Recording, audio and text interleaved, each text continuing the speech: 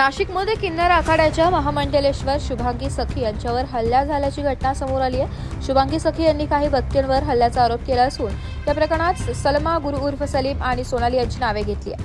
या घटनेत शुभांगी सखी यांच्यावर त्यांच्या काही शिष्यांनाही दुखापत झाल्याचं सांगण्यात येत आहे। जखमींना तातडीने नाशिक येथील विटको रुग्णालयात दाखल करण्यात आलं असून त्यांच्यावर उपचार सुरू आहेत। घटनेनंतर परिसरात तणावाचं वातावरण निर्माण झालं असून संबंधितांविरोधात कठोर कारवाईची मागणी होत आहे। दरम्यान पोलिसांनी या प्रकरणाची दखल घेत तपास सुरू केला असून हल्ल्याचे नेमके कारण अद्याप समोर आलेले नाही। जय श्रीराम, जय श्री महाकाल, जय शिवराय।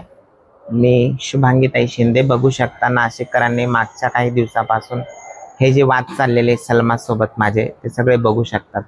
ही घटना गुरुवारी रात्री घडली।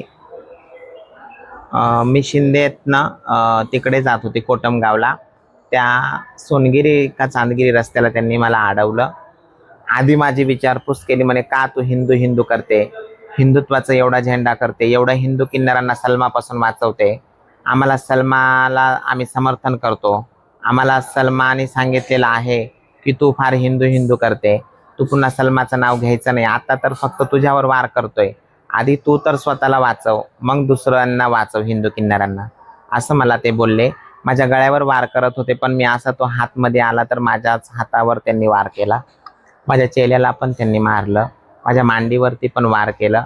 आणि त्यांचं एवढं ॲम्बिशन आहे की त्यांना गजवाई हिंद करायचं आहे सलमाला हाताशी धरून येणाऱ्या 2047 मध्ये, असं त्यांचं ॲम्बिशन आहे। त्यांनी बोलले मला आणि इतर 3-4 साथीदारांचं पण त्यांनी नाव घेतलं, मी तसं FIR मध्ये नमूद केलेलं आहे।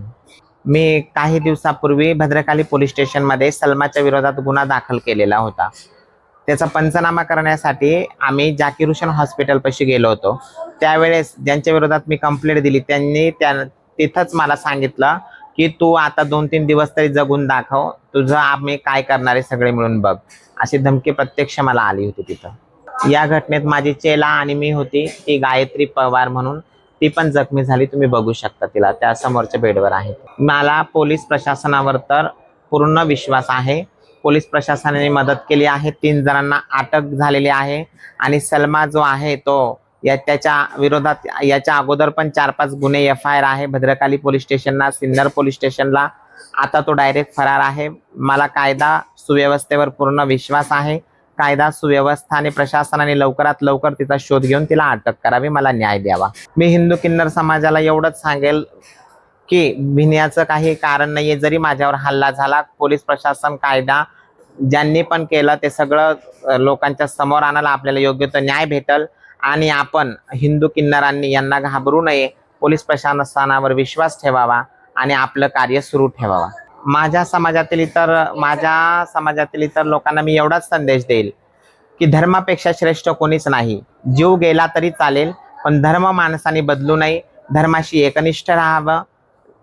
हे तर आपलं काहीच बलिदान नाही, नेहमी आपला छत्रपती संभाजी महाराजांचा आदर्श डोळ्यासमोर ठेवावा आणि आपल्या धर्माशी एकनिष्ठ राहावा। अजून मला माहित नाही का माझे टाके फार दुखत आहे, माझा मुक्कामार इथं लागलेला आहे, तिथं पण बघितलंय, माझ्या प्रायव्हेट पार्टला लागले, सर्जननी चेक केलंय। अजून मला 2-3 दिवस ठेवणार आहे। मला श्वास घ्यायला तकलीफ होते मधून मधून, मग त्याच्यासाठी मी ॲडमिट आहे। अजून तरी माझी प्रकृती बरी नाही। आणि मी असंही ऐकलेलं आहे की समोरच्यांची बेल होणार आहे, तर पोलीस प्रशासनाला, कायदा सुव्यवस्थेला माझी विनंती आहे, अजून मला बरं पण नाही वाटत, यांना बेल वगैरे काही देऊ नका, शहानिशा करा सर्व गोष्टी आणि योग्य तो निर्णय घ्या। ब्युरो रिपोर्ट, नाशिक लोकशाही न्यूज, नाशिक।